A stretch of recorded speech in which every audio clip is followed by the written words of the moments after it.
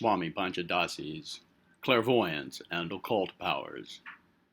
Lesson 3 was Telepathy Explained.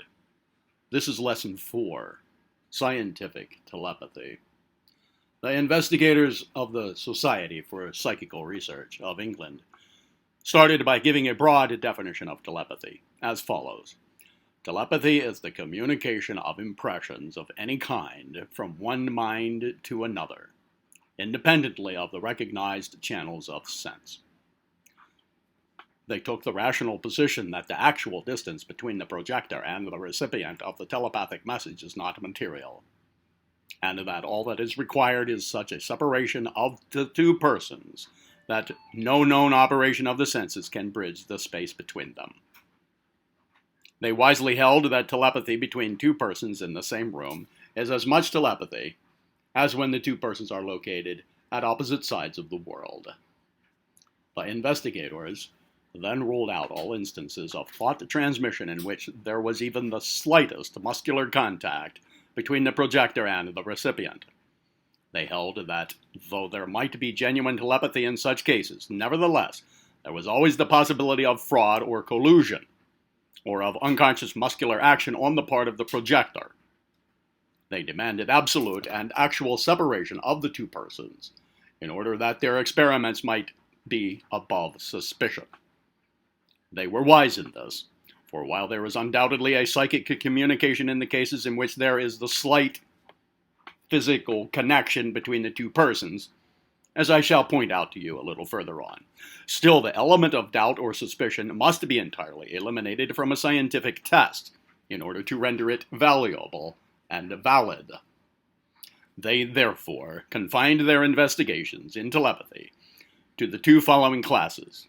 1. Where actions are performed without physical contact with the person willing. And 2. Where some number, word, or card is guessed, apparently without any of the ordinary means of communication. The investigators recognized the possibility that in the first of the above-mentioned two classes of experiments, there is a possibility of suspicion of collusion, fraud, or unconscious suggestion in the matter of the motion of the eyes of the party, or some member of it, which might be seized upon, perhaps unconsciously, by the recipient, and used to guide him to the object which was being thought of by the projector or by the party. They sought to obviate this difficulty by blindfolding the percipient and by placing non-conductors of sound over his ears. But, finally, they came to the conclusion that even these precautions might not prove sufficient, and accordingly, they devoted their attention to the second class of experiments, in which all ordinary means of communication between projector and recipient were impossible. They took the additional precautions of limiting their circle to a small number of investigators of scientific reputations, and well known to each other, always avoiding a promiscuous company, for obvious reasons. One of the earliest series of investigations by these special committees of investigators was that of the family of a Reverend A.M. Creary in Derbyshire, England. The children of this family had acquired a reputation in what is known as the guessing game, in which one of the children, previously placed outside of the room, then returned to the room and attempted to guess the name or location of some object agreed upon by the party during her absence. The results were very interesting and quite satisfactory, and have frequently been referred to in works on the subject written since that time. I think it well to give the results of this series of experiments in some little detail, for they form a basis for experiments on the part of those who read these lessons. Professor W.F. Barrett, Professor of Physics in the Royal College of Science for Ireland, conducted the most of the experiments. The report to the Society says, "We began by selecting the simplest objects in the room, then chose names of towns, people, dates, cards out of a pack, lines from different poems, etc. In fact, anything or series of ideas that those present could keep in their minds steadily. The children seldom made a mistake. I have seen 17 cards chosen by myself named right in succession without any mistake. We soon found that a great deal depended upon the steadiness with which the ideas were kept before the minds of the thinkers, and upon the energy with which they willed the ideas to pass. I may say that this faculty is not by any means confined to the members of one family. It is much more general than we imagine. To verify this conclusion, I invited 2 of a neighbor's children to join us in our experiments, with excellent results. End of that quote. The report gives the methods of the experiments as follows. Quote, the inquiry has taken place partly in Mr. Creary's house, and partly in lodgings, or at a hotel occupied by some of our number. Having selected at random one child whom we desired to leave the room and wait at some distance, we would choose a pack of cards, or write on a piece of paper a name of a number which occurred to us at the moment. Generally, but not always, this was shown to the members of the family present in the room, but no one member was always present, and we were sometimes entirely alone. When we recalled the child, one of us always assured himself that, when the door was suddenly opened, she was at a considerable distance, though this was usually a superfluity of caution, as our habit was to avoid all utterances of what was chosen. On re-entering, she stood, sometimes turned by us with her face toward the wall, oftener with her eyes directed toward the ground, and usually close to us and remote from the family, for a period of silence varying from a few seconds to a minute, till she called out to us some number, card, or whatever it might be. End of quote. In the first experiments, in guessing the name of objects, the child guessed correctly 6 out of 14. Then she guessed correctly the name of small objects held in the hands of one of the committee 5 times out of 6. She guessed fictitious names chosen by the committee 5 out of 10 at the first trial. The committee then tested her by writing down the name of some object in the house, fixed at random, and then, after all had thought intently of the thing, they sent for the child and bade her try to find the thing thought of, the thought concentration, of course, continuing during the search. The result is thus reported. Quote, in this way, I wrote down, among other things, a hairbrush. It was brought. An orange. It was brought. A wine glass. It was brought. An apple. It was brought. And so on, until many objects had been selected and found by the child. End of quote. Passing over the details of many other experiments, we find that the following remarkable results were obtained by the committee. Quote, altogether, 382 trials were made in this series. In the case of letters of the alphabet, of cards, and of numbers of 2 figures, the chances of success on a first trial would naturally be 25 to 1, 52 to 1, and 89 to 1, respectively. In the case of surnames, they would of course be infinitely greater. Cards were most frequently employed, and the odds in their case may be taken as a fair medium sample, according to which, out of a whole series of 382 trials, the average number of successes at the first attempt by an ordinary guesser would be 7 1/3. Of our trials, 127 were successes on the first attempt, 56 on the second, 19 on the third, making 202 out of a possible 382. Think of this. While the law of averages called for only 7 1/3 successes at first trial, the children obtained 127, which, given a second and third trial, they raised to 202. You see, this takes the matter entirely out of the possibility of coincidence or mathematical probability. But this was not all. Listen to the further report of the committee on this point. Quote, the following was the result of one of the series.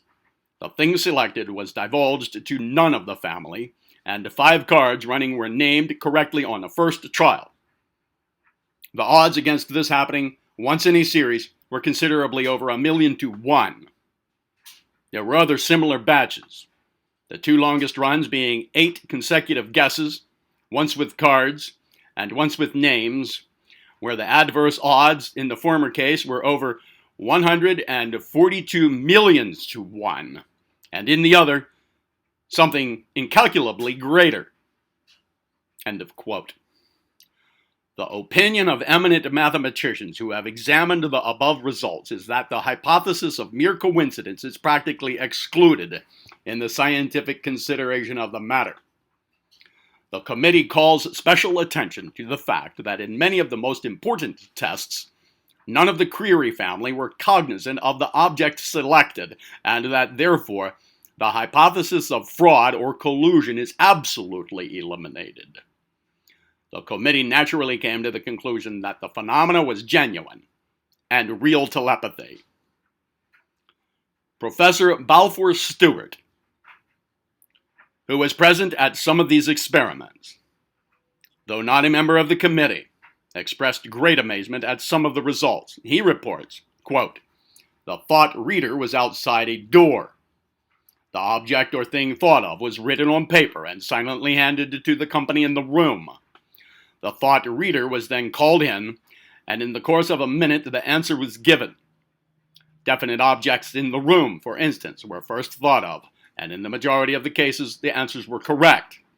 Then numbers were thought of, and the answers were generally right, though, of course, there were some cases of error. The names of towns were thought of, and a good many of these were right. Then fancy names were thought of. I was asked to think of certain fancy names and mark them down and hand them around the company. I thought of and wrote on paper, Bluebeard, Tom Thumb, Cinderella, and the answers were all correct. The committee also conducted a number of experiments with other recipients, with very satisfactory results. Colors were correctly guessed, with a percentage of successes quite beyond the average or probable number. Names of towns in all parts of the world were correctly guessed by certain recipients with a wonderful degree of success.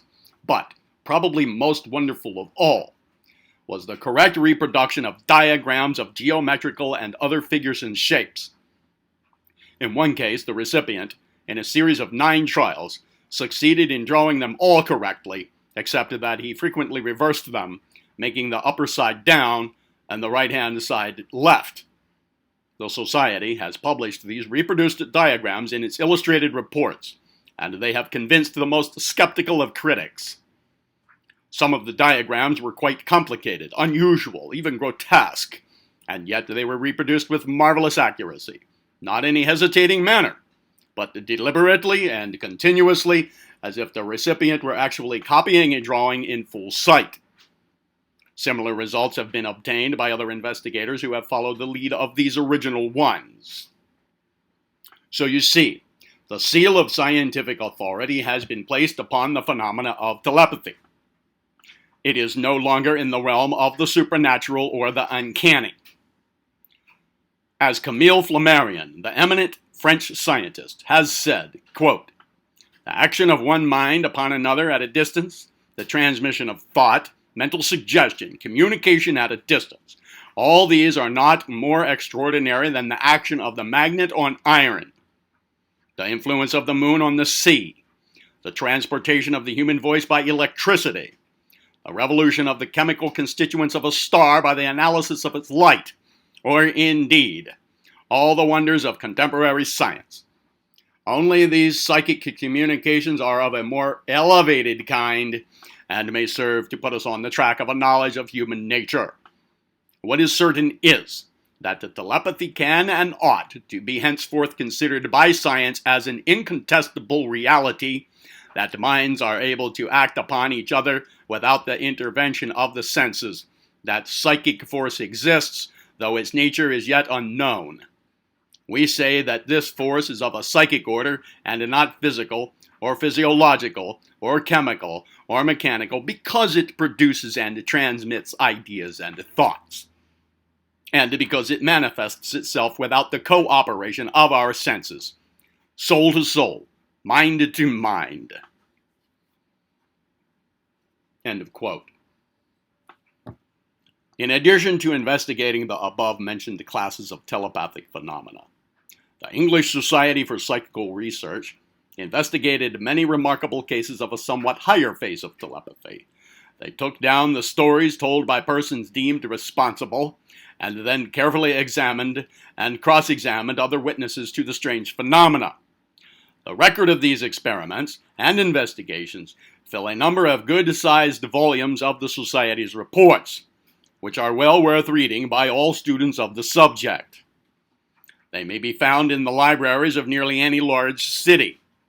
I shall, however, select a number of the most interesting of the cases therein reported to give my students an idea of the character of the phenomena so investigated and found genuine by the committees having this class of telepathy under investigation. An interesting case of spontaneous telepathy is that related by Dr. Ede, E-D-E, as follows. Quote, "There is a house about a half mile from my own, inhabited by some ladies, friends of our family. They have a large alarm bell outside their house. One night I awoke suddenly and said to my wife, 'I am sure I hear Mrs. So-and-so's alarm bell ringing.' After listening for some time, we heard nothing, and I went to sleep again.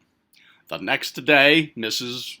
So-and-so called upon my wife and said to her, 'We were wishing for your husband last night, for we were alarmed by thieves. We were all up, and I was about to pull the alarm bell, hoping that he would hear it, saying to my daughters, I'm sure it will soon bring Dr. Ede. But we didn't ring it.'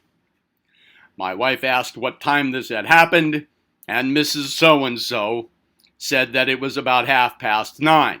That was the time I awoke thinking that I heard the bell." In this case, that's the end of the quote. In this case, there was manifested simply ordinary physical plane telepathy. Had the bell actually been rung and heard psychically, it would have been a case of astral plane hearing, known as clairaudience. As it was, merely the thought in the mind of Mrs. So-and-so and her strong idea to ring the bell caused a transmission of thought waves which struck Dr. Ede with great force and awakened him. This case is interesting because it is typical of many cases of a similar nature within the experience of many persons. It is seen that a strong feeling or excitement, accompanied by a strong desire or wish to summon another person, tends to give great power and effect to the thought waves emitted. They strike the mind of the recipient like the sudden ringing of an alarm clock bell. Another interesting case is that of two ladies, both well known to members of the committee and vouched for as of strict veracity. This case is unusual for the reason that two different persons received the thought waves at the same time. Here is an abridgment of the case. Quote, "Lady G and her sister had been spending the evening with their mother, who was in her usual health and spirits when they left her. In the middle of the night, the sister awoke in her fright and said to her husband, 'I must go to my mother at once. Do order the carriage.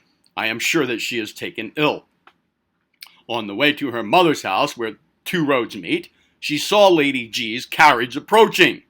When they met, each asked the other why she was there. They both related the same experience and impression. When they reached their mother's house, they found that she was dying and had expressed an earnest wish to see them." Another case of a similar nature is this. Quote, "At the siege of Multan, Major General R., then adjutant of his regiment, was severely wounded, and supposed himself to be dying. He requested that his ring be taken off his finger and sent to his wife. At the same time, his wife was at Firozpur, 150 miles distant, lying on her bed in a state halfway between waking and sleeping. She saw her husband being taken off the field and heard his voice saying, "Take this ring off my finger and send it to my wife." End of quote.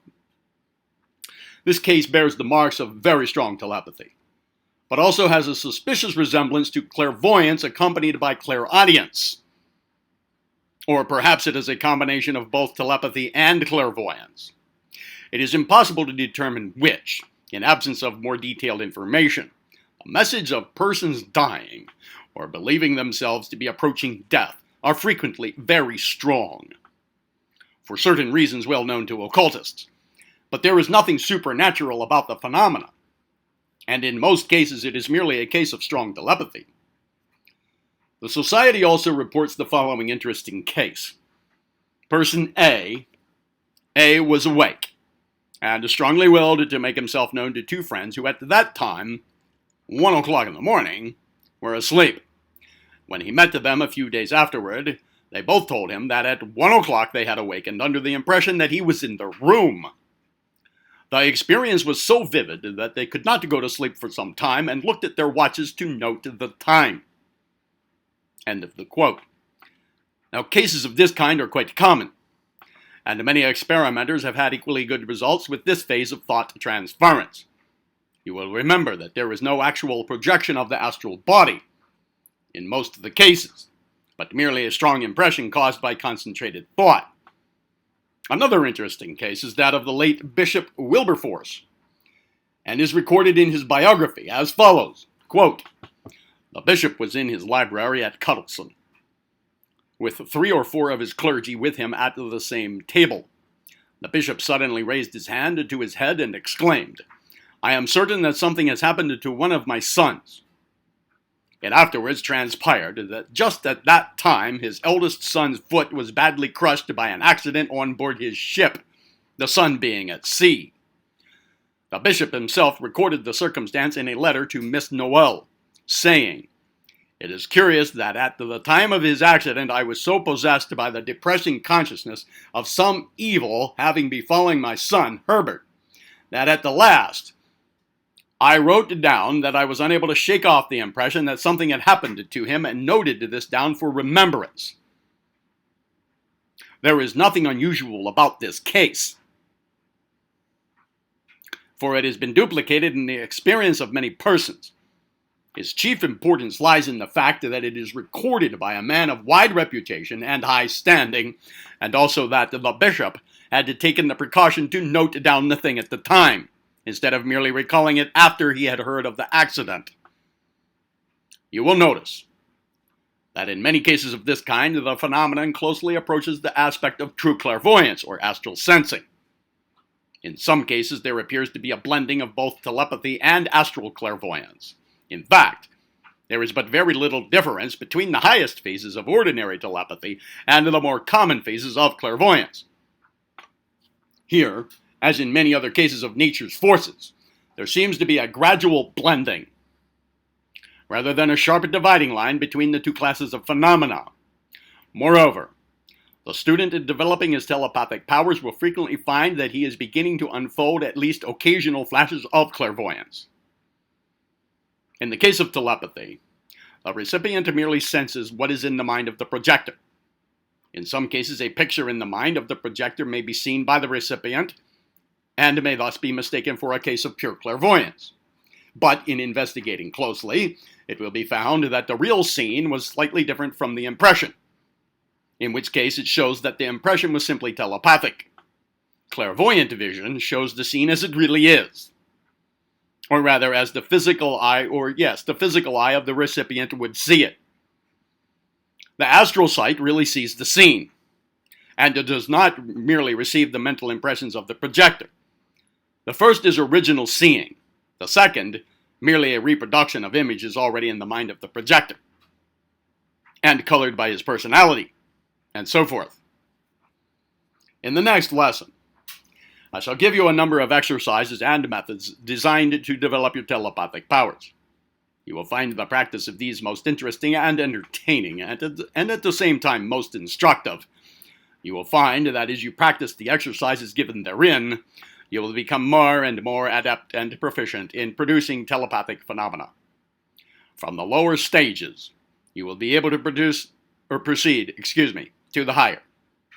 And in time, you will be surprised to find that almost unconsciously you have passed into the stage in which you will have at least occasional manifestations of clairvoyance, psychometry, etc. In fact, there is no better way known to practical occultists to develop in a student the powers of clairvoyance than just this method of starting the student with the exercises designed to develop the telepathic power. It has been found by centuries of experience that the student who develops telepathic power in a systematic way will gradually unfold and evolve the clairvoyant and the psychometric power. It constitutes the first rungs on the ladder of psychic development. Of course, under the head of clairvoyance, etc., you will be given methods and exercises designed to develop clairvoyant powers, some of them very valuable and effective methods at that. But notwithstanding this, I feel that I should impress upon you the importance of laying a firm foundation for such instruction by developing yourself first along the lines of telepathic power.